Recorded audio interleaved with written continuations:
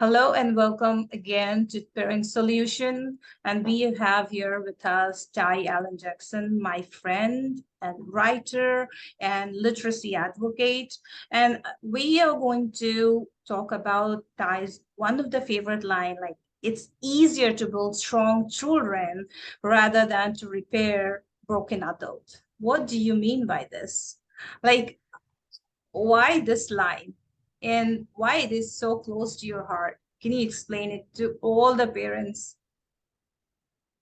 When I first became an author, I not knowing the world of publishing and how it works because I'm self-published, I would go to schools and I would try to talk to kids about this specific book. And I learned that a lot of kids just didn't like reading. It just wasn't fun. And well, like for me to be an author and for kids to say that they don't like reading is like, well, wow, how do I shift that narrative?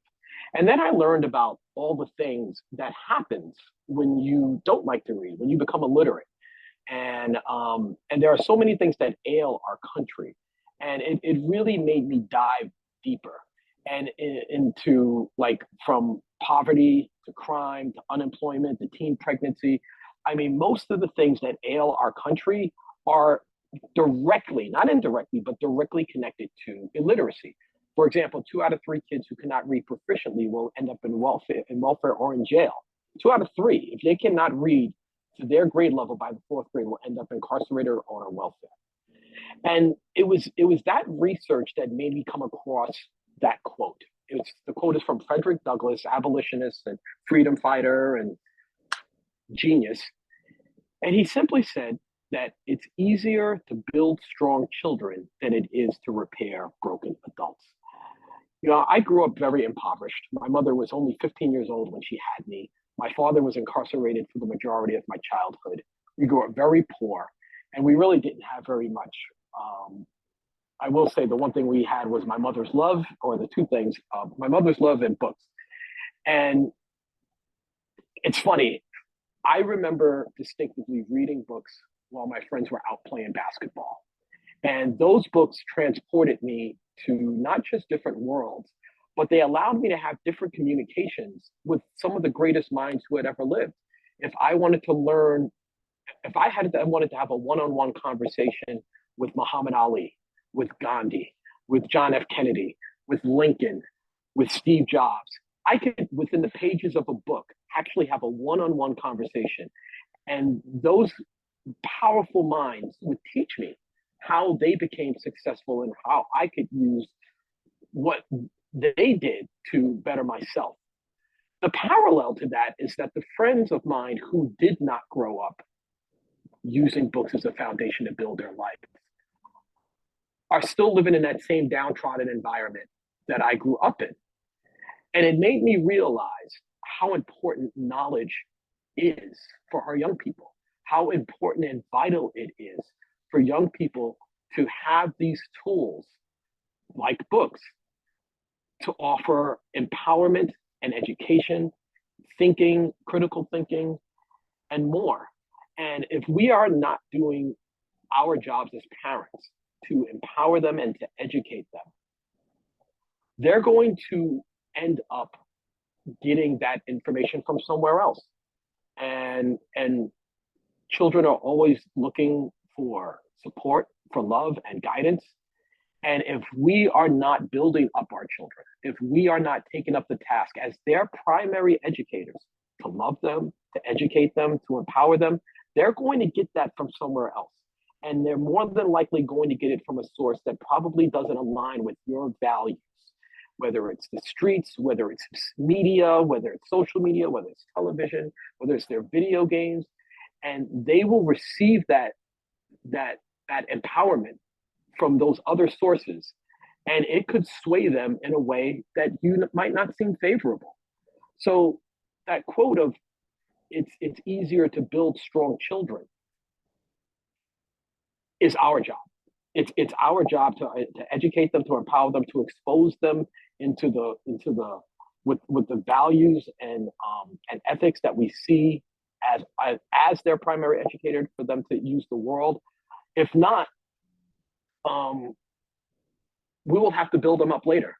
we will have to empower them and educate them later.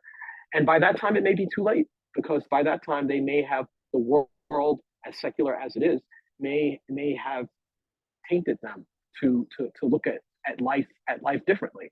And so I think it's really important for all parents to see themselves as their primary educator of their children, to take that responsibility, to teach them from everything about society, sex, drugs, things that if we don't educate them, they're going to find out on their own eventually, without the guardrails of your love and understanding.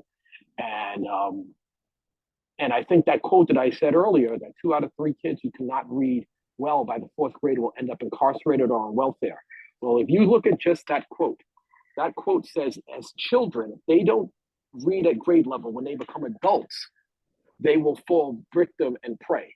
So that right there is just an example of the quote of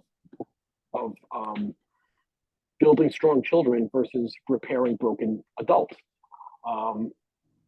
Yes, and there arises a question here as a society, as a mother, as an adult, like reading is just vanishing from our society. So give us some few quick tips about how can we inculcate reading habit in our children. There's so many different ways. One of the things when people tell me that their kid doesn't like to read, the very first question I ask them is, when was the last time you took them to the bookstore? And I'm shocked that like 98% of the time, a parent will say, I've never taken my child to a bookstore. So you're telling me that your child doesn't like to read, yet you haven't introduced them to the primary place where they can get books. So like just that concept alone of, so one, first thing to do is take your child to the bookstore. And when you take them to the bookstore, don't introduce them to what you enjoy reading. Let them peruse and let them explore about the things that they love to read. In fact, I encourage kids, like, give your child a $10 or $20 bill and just let them go. Just let them go, and hover over them and watch over them, of course. But let them find the book that speaks to them. So that's the first thing I suggest. The second thing I suggest is actually to watch movies and television with them.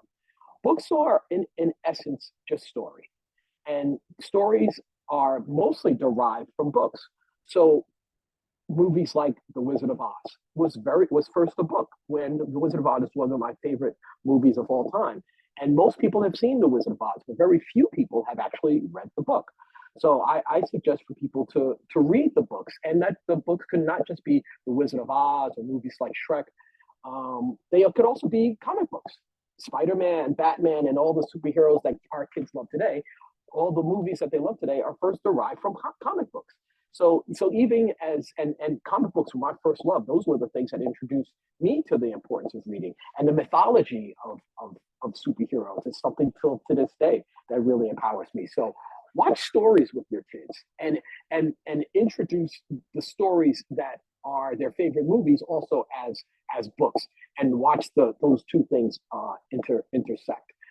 And the other thing that I suggest for two things is that one of my other favorite quotes is from James Baldwin, is that children never listen to their parents, but they never fail to emulate them. If you want your child to be a reader, then you have to be a reader. Because remember, you're their primary educator, and they are going to mimic whatever it is that you do. And if they don't see you reading and you're spending all your time on social media, well, they're going to spend all their time on social media.